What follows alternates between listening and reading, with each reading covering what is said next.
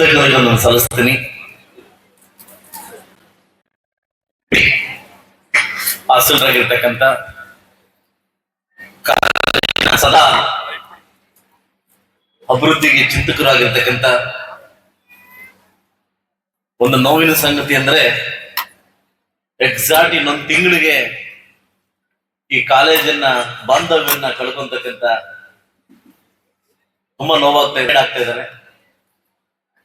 ಬಹುಶಃ ಬಂದು ಕಾರ್ಯಕ್ರಮ ಮಾಡೋಣ ಅಂತಂದ್ರೆ ಅಕಾಡೆಮಿಕ್ ಇವತ್ತು ಲಾಸ್ಟ್ ಆದ್ರೂ ಸಹ ಸರ್ ನಾನು ಮಾಡಿರ್ತಕ್ಕಂಥ ಅಭಿವೃದ್ಧಿ ಕೆಲಸಗಳಿಗೆ ನಿಮ್ಮ ಕೈಯಿಂದನೇ ಉದ್ಘಾಟನೆ ಮಾಡ್ಬೇಕಂತ ಆಸೆ ನನಗಿದೆ. ಎಲ್ಲೇ ಇದ್ರು ಕೂಡ ನಿಮ್ಮನ್ನು ಕರ್ಕೊಂಡ್ಬಂದು ಈ ಕಾರ್ಯಕ್ರಮ ಉದ್ಘಾಟನೆ ಮಾಡಿಸ್ತೀನಿ ಸರ್, ನಾನು ಪ್ರಾಮಿಸ್ ಮಾಡ್ತೇನೆ. ಹಾಗೂ ಈ ಕಾಲೇಜಿನ ಎಲ್ಲ ನನ್ನ ಪ್ರಾಧ್ಯಾಪಕರು ಹಾಗೂ ಇವತ್ತಿನ ಕೇಂದ್ರ ಬಿಂದುಗಳಾಗಿರ್ತಕ್ಕಂಥ ನನ್ನ ವಿದ್ಯಾರ್ಥಿ ಯುವಕರು, ವಿದ್ಯಾರ್ಥಿನಿಯರು, ಯುವತಿಯರು ಹಾಗೂ ಈ ಕಾರ್ಯಕ್ರಮಕ್ಕೆ ನನ್ನ ಜೊತೆ ಕೂಡಿ ಈ ಸಂಭ್ರಮಾಚರಣೆ ಬಂದಿರ್ತಕ್ಕಂಥ DCP ನಿರ್ದೇಶಕರು ವೆಪ್ಪದೊಡ್ಡಿ ಸರ್ ಅವರು ಹಾಗೂ ಒಳ್ಳೆ ಜಗದೀಶ್ ಅವರು, ನಮ್ಮ ನಗರಸಭಾ ಸೀನಿಯರ್ ಆಗಿರ್ತಕ್ಕಂಥ ನಮ್ಮ ಸೋಮಣ್ಣವರು, ಮಾಜಿ ಜಿಲ್ಲಾ ಪಂಚಾಯತ್ ಸದಸ್ಯರಾಗಿರ್ತಕ್ಕಂಥ ಸೀನಣ್ಣವರು, ಹೊಸದಣ್ಣವರು ಹಾಗೂ ನೌಶಾದ್ ಅವರು, ಮುಸ್ತಫಾ ಅವರು ಹಾಗೂ ರಘು ಅವರು, ಈ ವಾರ್ಡ್ನ ಕೌನ್ಸಿಲರ್ ಆಗಿರ್ತಕ್ಕಂಥ ರಘು ಅವರು, ಮಣಿಕಲ್ ರಾಜು ಅವರು ಹಾಗೂ ಎಲ್ಲ ನನ್ನ ಮಹನೀಯರು ಕೂಡ, ನೌಶಾದ್ ಅವರು, ಎಲ್ಲ ನನ್ನ ಸ್ನೇಹಿತರು ಮಾತ್ರ ಮಿತ್ರರು ಕೂಡ ಈ ಕಾರ್ಯಕ್ರಮಕ್ಕೆ ಸೊಬಗನ್ನ ಕೊಡ್ಲಿಕ್ಕೆ ಈ ಕಾರ್ಯಕ್ರಮಕ್ಕೆ ಆಗಮಿಸಿದ್ರಿ. ತುಂಬಾ ಸಂತೋಷದಿಂದ ಸುಮಾರು ದಿವಸದಿಂದ ಈ ಕಾರ್ಯಕ್ರಮ ಮಾಡ್ಬೇಕಂತ ಡೇಟ್ ಕೇಳ್ತಿದ್ರು. ಕೆಲಸದ ಒತ್ತಡದಿಂದ ಈ ಕಾರ್ಯಕ್ರಮ ಮುಂದೂಡ್ಕೊಂಡ್ ಬಂದ್ವಿ. ಸೊ ನಾನು ಒಂದೇ ಹೇಳೋದು, ಈಗ ತಾನೇ ಪಾಪ ಯಾರೋ ಅಲ್ಲಿ ತುಂಬಾ ಆರ್ಭಟ ಮಾಡ್ತಾ ಇದ್ದಾರೆ ಯಾರೋ ಹಿಂದೆ. ಯಾಕಂದ್ರೆ ಈಗ ಹೊಸ ಪದ್ಧತಿ ತಮಗೆ ಗೊತ್ತಿರ್ತದೆ. ಈ ಮೊದಲು ಹೆಣ್ಣು ನೋಡಕ್ ಹೋದಾಗ ಮನೆ ವಾತಾವರಣ ಬಿಟ್ಟು ಬಾತ್ರೂಮ್ ನೋಡ್ತಿದ್ರಂತೆ. ಯಾಕಂದ್ರೆ ಆ ಹೆಣ್ಮಗಳು ಆ ಸ್ವಚ್ಛತೆ ಕಾಪಾಡೋದು ನಮ್ಮ ಮನೆ ಸ್ವಚ್ಛತೆ ಕಾಪಾಡ್ತಾಳೆ ಅಂತ. ಯಾವುದೇ ಕಾಲೇಜಿಗೆ ನಮ್ಮನ್ನ ನೋಡೋಕೆ ಬೇರೆ ಬಂದಾಗ ನಾನು ಕೂಡ ಈ ಕಾಲೇಜು ನಾನು ಅಭಿವೃದ್ಧಿಗೆ ಒಂದು ಅಧ್ಯಕ್ಷನಾಗಿ ಬಂದಿರ್ತಕ್ಕಂಥ ಒಳಗಡೆ ಫಸ್ಟ್ ಟೈಮ್ 3 ವರ್ಷಗಳ ಹಿಂದೆ ಕಾಲಿಟ್ಟಾಗ ನಾನೊಂದು ಮಾತು ಕೊಟ್ಟಿದ್ದೀನಿ. ಬಹುಶಃ ಕರ್ನಾಟಕದ ಇತಿಹಾಸದಲ್ಲಿ ನಮ್ಮ ಮುಳುಬಾಗಲನ್ನ ಮೊದಲಕ್ಕಿರ್ತಕ್ಕಂಥ ಮುಳುಬಾಗಲಲ್ಲಿ ಪ್ರಥಮ ದರ್ಜೆ ಕಾಲೇಜನ್ನ ಮಾದರಿ ಕಾಲೇಜ್ ಮಾಡಿ ಹೋಗೋದೇ ನನ್ನ ಧ್ಯೇಯ ಅಂತ ಅವತ್ತಿನ ಪ್ರಾಮಿಸ್ ಮಾಡಿದ್ದೆ ನಾನು. ಬಹುಶಃ ನಾನ್ ಬಂದಾಗಿಂದ ಸುಮಾರು 10 ಕೋಟಿಗಳಷ್ಟು ಅನುದಾನವನ್ನು ತಂದು ಅಭಿವೃದ್ಧಿ ಮಾಡ್ಲಿಕ್ಕೆ ಸಾಕಷ್ಟು ಬಿಲ್ಡಿಂಗ್ ನ ಕಟ್ಟಿ ಇವತ್ತು ಹೈಟೆಕ್, ಇವತ್ತು ಖಾಸಗಿ ಕಾಲೇಜ್ಗಿಂತ ನಮ್ಮ ಕಾಲೇಜ್ ಎಲ್ಲೂ ಕಡಿಮೆ ಇಲ್ಲ ಅಂತ ಹೊಸ ಕೋರ್ಸ್ಗಳನ್ನ ನಾವು ತಂದು ನಮ್ಮ ಮಕ್ಕಳು ಹಳ್ಳಿಗಾಡಿನ ಬರ್ತಕ್ಕಂಥ ಮಕ್ಕಳು ಯಾವುದೇ ಕಾರಣಕ್ಕೂ ಬೇರೆ ಕಡೆ ಹೋಗ್ಬಾರ್ದು ಅನ್ನೋ ಕಾರಣಕ್ಕೋಸ್ಕರವಾಗಿ ಸಾಕಷ್ಟು ಅನುದಾನವನ್ನು ತಂದು ಇವತ್ತು 9,60,00,000 ಅನುದಾನವನ್ನು ತಂದು ಇವತ್ತು ನಿಮ್ ಕಣ್ಮುಂದೆ ಕಾಣಿಸ್ತಾ ಇದೆ. ಇನ್ನೂ ಸಹ 2 ವರ್ಷಗಳಲ್ಲಿ ಸಾಕಷ್ಟು ಅಭಿವೃದ್ಧಿ ಮಾಡ್ಲಿಕ್ಕೆ ನನ್ನ ಶತಪ್ರಯತ್ನವನ್ನ ಮಾಡ್ತೀನಿ ಅಂತ ಹೇಳ್ತಿದ್ದೀನಿ. ಯಾಕೆಂತಂದ್ರೆ ಯಾವುದೇ ದಾಖಲೆಗಳು ಕೂಡ ದಾಖಲೆ ಇಲ್ಲದೆ ನಾವು ಮಾತಾಡಕ್ಕಾಗಲ್ಲ. ಸೊ ಅದರಿಂದ ಈ ಕಾಲೇಜನ್ನ ನಾನು ಕೂಡ ಒಬ್ಬ ಗೌರ್ಮೆಂಟ್ ವಿದ್ಯಾರ್ಥಿಯಾಗಿ ಓದಿ ಶಾಸಕನಾಗಿದ್ದೀನಿ. ಬಹುಶಃ ಅವ್ರ ನೋವು ನನಗೂ ಗೊತ್ತಿರ್ತದೆ. ಸೊ ಮೊಟ್ಟ ಮೊದಲ ಬಾರಿಗೆ ಇಲ್ಲಿ ಬಂದಿದ ತಕ್ಷಣ ಈ ಅಭಿವೃದ್ಧಿ ಮಾಡ್ಲಿಕ್ಕೆ ಶತಪ್ರಯತ್ನವನ್ನ ಮಾಡಿದ್ದೀನಿ. ಇನ್ನೂ 2 ವರ್ಷಗಳಲ್ಲಿ ಒಂದು ಅಭಿವೃದ್ಧಿ ಮಾಡ್ಲಿಕ್ಕೆ ನಾನು ಖಂಡಿತವಾಗ್ಲೂ ಹೋರಾಡ್ತೀನಿ ಅಂತ ಹೇಳ್ತಾ, ಸ್ನೇಹಿತರೆ ತಮ್ಗೆಲ್ಲ ಗೊತ್ತಿದೆ, ತಾವೆಲ್ಲ ಇಲ್ಲಿಂದ ಕಾಲೇಜ್ನ ಬಿಟ್ಟು ಬೇರೆ ರಂಗಕ್ಕೆ ಹೋಗ್ತೀರಿ, ಕೆಲವರು ಕೆಲ್ಸಕ್ಕೆ ಹೋಗ್ತಾರೆ, ಕೆಲವರು ಹೈಯರ್ ಎಜುಕೇಶನ್ ಮಾಡಕ್ ಹೋಗ್ತಾರೆ. ಆದ್ರೂ ಮಾಡಿರ್ತಕ್ಕಂಥ ನಾವು ಓದಿರ್ತಕ್ಕಂಥ ಕಾಲೇಜನ್ನ ಆ ದಿನಗಳನ್ನ ಯಾವತ್ತು ಒಂದು ಗಂಭೀರತೆಯನ್ನ ಕಾಪಾಡ್ಕೊಳ್ಳಿ, ಕಾಲೇಜಿನ ಒಂದು ಇದನ್ನ ನೀವು ಕಾಪಾಡ್ಕೊಳ್ಳಿ, ಯಾಕಂದ್ರೆ ಗೌರವನ್ನ ಕಾಪಾಡ್ಕೊಳ್ಳಿ ಅಂತ ಹೇಳ್ತಾ. ಯಾಕಂದ್ರೆ ನಿಮ್ಮಷ್ಟು ಹೇಳೋಷ್ಟು ನಾನು ಅಲ್ಲ, ಬಟ್ ಆದ್ರೂ ಕೂಡ ಒಂದು ಮಾತು ಹೇಳ್ತೀನಿ. ಊರ್ನ, ತಾಯಿನ, ತಂದೆ ತಾಯಿನ, ಕಾಲೇಜಿನ ಇವತ್ತು ಮರ್ತಿದ್ದೀರಿ.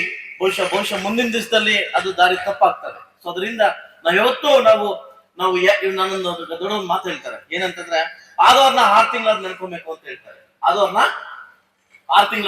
ಅಂತ ಹೇಳ್ತಾರೆ. ಬಹುಶಃ ಈ ಕಾಲೇಜಲ್ಲಿ ನಿಮ್ಮ ಅಭಿವೃದ್ಧಿ ಯಾವ ಮಟ್ಟಕ್ಕೆ, ನಿಮ್ಮ ಕಾಲೇಜ್, ಯಾಕೆ ಈ ಕಾಲೇಜ್ ನಿಮ್ದು, ಅಭಿವೃದ್ಧಿ ನಿಮ್ದು. ಎಲ್ಲೇ ಅಮೆರಿಕಾಗ್ ಹೋದ್ರು, ಬ್ರಿಟನ್ಗೆ ಹೋದ್ರು ಕೂಡ ಇಲ್ಲಿ ನಿಮ್ಮ ಕಾಲೇಜ್ ಅಭಿವೃದ್ಧಿ ಬಗ್ಗೆ ನಿಮ್ಗೆ ಗೌರವ ಇರಬೇಕು, ಖಂಡಿತವಾಗ್ಲೂ ಗೌರವ ಇರಬೇಕು. ಈ ಗೌರವನ ಕಾಪಾಡ್ಕೊಳ್ಳಿ ಹೋಗ್ತೀರಾ ಅಂತ ಒಂದು ನನಗೆ ಭರವಸೆ ಇದೆ. ಒಂದು ದೂರದೃಷ್ಟಿ ಇಟ್ಕೊಳ್ಳಿ, ದೂರದೃಷ್ಟಿಯಿಂದ ನಿಮ್ಮ ಕಾಲೇಜ್ನ ಕಾಣಿ. ಇನ್ನು 2 ವರ್ಷಗಳಲ್ಲಿ ಸಾಕಷ್ಟು ಡೆವಲಪ್ಮೆಂಟ್ ವಿಚಾರ ಮಾಡೋದಿದೆ, ಖಂಡಿತವಾಗ್ಲೂ ಮಾಡಿ. ಮುಂದಿನ ದಿವಸದಲ್ಲಿ ನಮ್ಮ ಕಾಲೇಜು ಕೂಡ ದೊಡ್ಡ ಮಟ್ಟಕ್ಕೆ ಅಭಿವೃದ್ಧಿ ಮಾಡ್ಲಿಕ್ಕೆ ಪ್ರಯತ್ನವನ್ನ ಮಾಡ್ತೀವಿ ಅಂತ ಹೇಳ್ತಾ, ಇವತ್ತು ತುಂಬಾ ಸುಂದರವಾಗಿ ಇವತ್ತು ದಿನ ನಿಮ್ಮದು ತುಂಬಾ ಸುಂದರವಾಗಿ ಕಾಣ್ತಾ ಇದ್ದೀರಾ. ದಯವಿಟ್ಟು ಯಾರಿಗೂ ತೊಂದರೆ ಕೊಡ, ಇನ್ನೊಬ್ಬರಿಗೆ ಇರಿಟೇಟ್ ಮಾಡಕ್ ಹೋಗ್ಬೇಡಿ, ನಮ್ಮಿಂದ ನಮ್ಮ ಭಾಷೆಗಳಿಂದ ಇನ್ನೊಬ್ಬರಿಗೆ ಇರಿಟೇಟ್ ಮಾಡಕ್ ಹೋಗ್ಬೇಡಿ ಅಂತ ಹೇಳ್ತಾ, ಈಗ ನಾನೇ ಪಾಪ ಯಾರಲ್ಲ ಗಾಂಭೀರ್ಯ ಹೋದೆ, ಇಲ್ಲ ಯಾರೋ ಶಾಸಕರು ಬಂದವ್ರೆ, ಕಾಲೇಜ್ ಅಭಿವೃದ್ಧಿ ಬಂದವ್ರೆ ಅನ್ನೋದು ಗೊತ್ತಾಗ್ತಾ ಇಲ್ಲ. ಸೊ ಅದರಿಂದ ದಯವಿಟ್ಟು ಅದನ್ನ ನಿಮ್ ಬೇರೆ ಬೇರೆ ಇದ್ರಲ್ಲಿ ಇದ್ ಮಾಡ್ಕೊಳ್ಳಿ, ಇಲ್ಲೆಲ್ಲ ಮಾಡಕ್ ಹೋಗ್ಬೇಡಿ ಅಂತ ಹೇಳ್ತಾ, ಸೊ ಒಂದು ಮಾತನ್ನ ನಿಂಗೆ ಹೇಳಬಲ್ಲೆ. ಯಾಕಂದ್ರೆ ಒಬ್ಬ ಬಹುಶಃ ಯಾರು ಕೆಲವು ಟಚ್ ಆಗ್ಬೋದು, ಟಚ್ ಆಗದೆ ಇರ್ಬೋದು. ಒಂದು ವಿಷಯ ನನ್ನ ಮಾತು, ಇಲ್ಲಿಂದ ಬೇರೆ ಕಾರ್ಯಕ್ಕೆ ಹೋಗ್ತೀನಿ ನಾನು. ಒಬ್ಬ ಒಂದು 40-50 ವರ್ಷಗಳ ಹಿಂದೆ ಈ ಗ್ಯಾಸ್ ಅನ್ನೋ ಪರಿಸ್ಥಿತಿ ಬರ್ತಾ ಇರ್ಲಿಲ್ಲ. 60 ವರ್ಷಗಳ ಹಿಂದೆ ಗ್ಯಾಸ್ ಅನ್ನು ಸೌದೆ ಒಲೆಯಲ್ಲಿ ಮಾಡ್ತಿದ್ರು, ಸಗಣಿ ಅದನ್ನ ಇದ್ ಮಾಡ್ಕೊಂಡು ಗಟ್ಟಿ ಮಾಡ್ಕೊಂಡು ಮಾಡ್ತಾ ಇದ್ರು. ಆ ಸಂದರ್ಭದಲ್ಲಿ ಒಬ್ಬ ಯುವಕ ಕಟ್ಟಿಗೆ ತರ್ಲಿಕ್ಕಂತ ಒಂದು ಕಾಡಿಗೆ ಹೋಗ್ತಾನೆ. ಆ ಕಾಡಿಗೆ ಹೋದಾಗ ಆ ಕಟ್ಟಿಗೆ ಕಡಿಬೇಕಾದ್ರೆ ಒಂದು ಜಿಂಕೆ ಕಾಣಿಸುತ್ತೆ.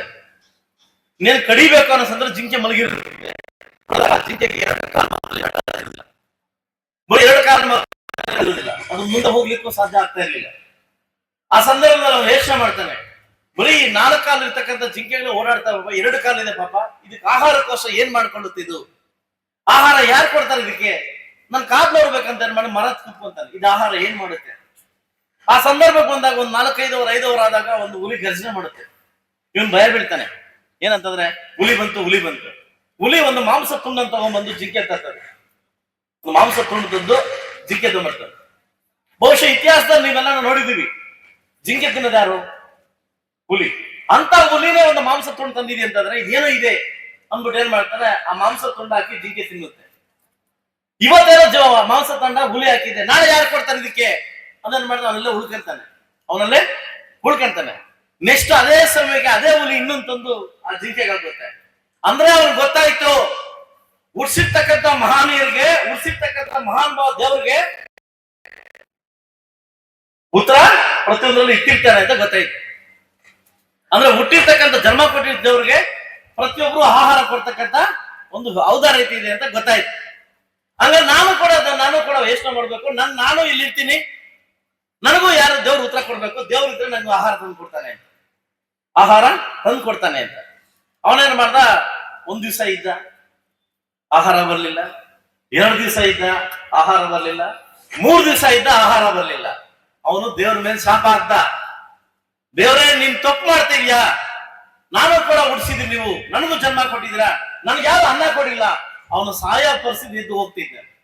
ಅವನ್ ಸರ್ ಇನ್ನೊಬ್ಬ ಬಂದ, ಎಲ್ಲಿದ್ದೆ, ಅವ್ನು ನಡೆದಿ ಸ್ಟೋರಿ ಎಲ್ಲ ಹೇಳ್ದ. ಹಿಂಗ್ ಹುಲಿ ಬಂತು, ಜಿಂಕೆ ಕೊಡ್ತು, ಆಹಾರ ತಿಂತು, ನನಗೂ ದೇವ್ರ ಜನ್ಮ ಕೊಟ್ಟವನಲ್ಲ, ಬಹುಶಃ ನನಗೂ ತರಬಹುದಂತ ಕಾದೆ ಕೊಡ್ಲಿಲ್ಲ. ದೇವ್ರ ಮೋಸ. ಅಯ್ಯೋ ದಡ್ಡ, ನೀನು ಜಿಂಕೆ ತರ ಯೋಚನೆ ಮಾಡಿದೆ. ಜೀವನದಲ್ಲಿ 2 ವಿಧ. ಯಾಕೆ? ಕಾಲಲ್ಲಿ ಜಿಂಕೆ ತರ ವೇಟ್ ಮಾಡ್ಬೇಕು, ಇನ್ನೊಬ್ಬಂತ ಅನ್ನ ಕೊಡ್ತಾನೆ ಅಂತ. ಅವನೇನ್ ಮಾಡ್ದ, ಜಿಂಕೆ ತರ ವೇಟ್ ಮಾಡ್ದ ಅವನು. ಹೌದು, ನನಗೂ ಯಾರನ್ನ ತರ್ತಾರೆ ಅಂತ. ಇನ್ನೊಂದು ಪ್ರಾಣಿ ಇತ್ತಲ್ಲ, ಹುಲಿ, ಅದೇನ್ ಮಾಡ್ತು, ಆಹಾರ ತಂದ್ಕೊಡ್ತು. ನಮ್ಮ ಆಲೋಚನೆ ವಿಧಾನ 2 ವಿಧಾನ ಇದೆ. ನಾವು ಪ್ರತಿಯೊಬ್ಬರು ನೆಗೆಟಿವಿಟಿ ಮಾತಾಡ್ಬೋದು, ಬಟ್ ಅಲ್ಲಿ ಪಾಸಿಟಿವಿಟಿ ಇದೆ, ನಾವು ಪಾಸಿಟಿವಿಟಿ ಮಾತಾಡ್ಬೋದು. ನಾವು ಆಲೋಚನೆ ಮಾಡೋ ವಿಚಾರದಲ್ಲಿ ಜಿಂಕೆ ವೇಟ್ ಮಾಡ್ಕೊ ಮಾಂಸಕ್ಕೋಸ್ಕರ, ಹುಲಿ ದಂತೂ ಮಾಂಸ ತಂದು ಕೊಡ್ತು. ಮಾಂಸ ತಂದು ಕೊಟ್ಟಿದ್ದು ನಾನು ಯಾಕೆ ಜೀವನದಲ್ಲಿ ಇನ್ನೊಬ್ಬರಿಗೆ ಆಹಾರ ಕೊಡಬಾರ್ದಂತ ಯೋಚನೆ ಮಾಡಬಾರ್ದು. ನಾವು ಪ್ರತಿನಿತ್ಯ ಅವ್ರು ಕೊಡ್ತಾರೆ ಇವ್ರು ಕೊಡ್ತಾರೆ ಅಂತ ಯೋಚನೆ ಮಾಡಬಾರ್ದು. ನಾವು ಇನ್ನೊಬ್ರಿಗೆ ಯಾಕೆ ಕೊಡಬಾರ್ದು ಅಂತ ಯೋಚನೆ ಮಾಡಬಾರ್ದು.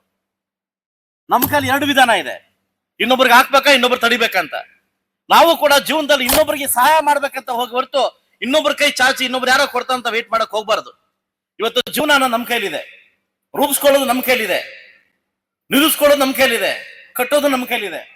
ಯಾರೋ ಬಂದ್ ಕಟ್ತಾರೆ, ಯಾರೋ ಬಂದ್ ಮಾಡ್ತಾರೆ, ನಾವು ವೇಟ್ ಮಾಡಿದ್ರೆ ನಾವು ಅಲ್ಲೇ ವೇಟ್ ಮಾಡ್ತಾನೆ ಇರ್ತೀವಿ.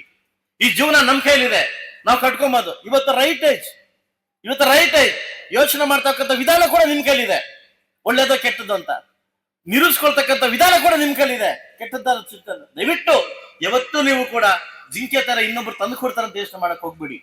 ಹುಲಿ ತರ ನಾವು ಇನ್ನೊಬ್ರು ಕೊಡ್ಬೇಕಂತ ಯೋಚನೆ ಮಾಡಿ ಅಂತ ಹೇಳ್ತಾ, ಇವತ್ತು ನಿಮ್ಮ ಎಲ್ಲ ಏಜ್ ಕೂಡ ಟರ್ನಿಂಗ್ ಏಜ್ 20, 21, 19 ಟರ್ನಿಂಗ್ ಏಜ್ ಆಗ್ತಾ ಇದೀವಿ.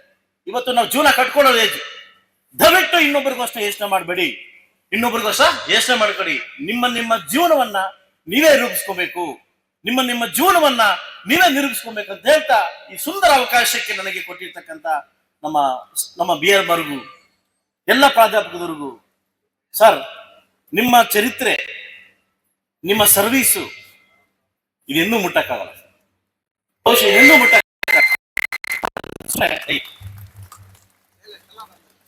ಸುಮ್ಮನೆ ಯಾರನ್ನು ನಾನು ಹೊಗಳಲ್ಲ, ಯಾರನ್ನು ಹೊಗಳಲ್ಲ. ಸೊ ನಾನು ಹೊಗಳಿಗೆ ಅಂತಾನೆ ಖಂಡಿತವಾಗಿ ಅರ್ಥ ಇರ್ತದೆ. ಆ ದೇವರು ಇನ್ನೂ ನಿಮಗೆ ನಮ್ಮೆಲ್ಲರ ಒಂದು ಆಯುಷ್ಯ ಕೊಟ್ಟು ನೀವು ರಿಟೈರ್ಡ್ ಆದ್ರೂ ಕೂಡ ನಿಮ್ಮ ಸೇವೆ ನಮ್ಮ ಕಾಲೇಜ್ ಬೇಕು ಅಂತ ಹೇಳ್ತಾ, ನಿಮ್ಮ ಸೇವೆ ಅಪಾರವಾಗಿರ್ಲಿ, ನೀವು ಅನ್ಕೊಂಡಿರ್ತಕ್ಕಂಥ ಕನಸು ಆದಷ್ಟು ಬೇಗ ನಿಮ್ಗೆ ದೇವರು ನೆರವೇರಿಸಲಿ ಅಂತ ಹೇಳ್ತಾ, ಒಬ್ಬ ಶಾಸಕನಾಗಿ ಇಲ್ಲ, ಒಬ್ಬ ತಮ್ಮನಾಗಿ ನಿಮ್ಗೆ ಹೇಳ್ತಾ ಇದ್ದೀನಿ, ನೀವು ಏನು ಕಲ್ಮಶ ಇಲ್ಲ ನೀವು ಹೊರಟಿದ್ರಿ, ಖಂಡಿತವಾಗ್ಲೂ ನಿಮ್ಗೆ ಒಳ್ಳೇದಾಗ್ಲಿ ಅಂತ ಹೇಳ್ತಾ ಈ ಸುಂದರ ಸಮಾರಂಭಕ್ಕೆ ನಾನು ಕರೆದು ನನಗೆ ಮಾತಾಡಕ್ಕೆ ಅವಕಾಶ ಕೊಟ್ಟಿರ್ತಕ್ಕಂಥ ತಮ್ಮ ತಂಡಕ್ಕೆ, ನಮ್ಮ ಕಾಲೇಜಿಗೆ ನಮಸ್ಕರಿಸೋದು ನಾನು ಮಾತು ಮುಗಿಸ್ತಾ ಇದ್ದೀನಿ. ಜೈ ಹಿಂದ್.